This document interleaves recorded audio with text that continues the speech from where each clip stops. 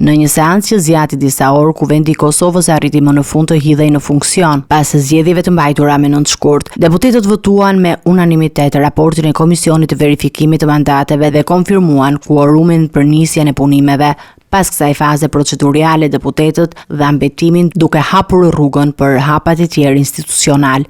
Mirëpo sfida e parë politike e Kuvendit të ri, zgjedhja e kryetares, nuk kaloi me sukses. Albuena Hexhiu, e propozuar nga lëvizja vetëvendosje, nuk arriti të sigurojë shumicën e thjeshtë për 61 votash që kërkohen për postin e parë të Kuvendit. Kandidatura e saj mori vetëm 57 vota pro, 20 kundër, ndërsa deputetët e nismës abstenuan. Për më tepër, partitë opozitare PDK, LDK dhe AAK bojkotuan votimin duke mos marrë pjesë fare në këtë proces. Sipas opozitës, ky rezultat është treguesi i qartë se Albin Kurti dhe vetvendosja nuk kanë mbështetjen mjaftueshme për të formuar qeverinë. Ata shprehen qëndrimet e tyre përmes bojkotit dhe refuzimit për të dhënë dorëheqjen e nevojshme nga anëtarët e kabinetit aktual, siç kërkohej për të çuar përpara procedurat ligjore.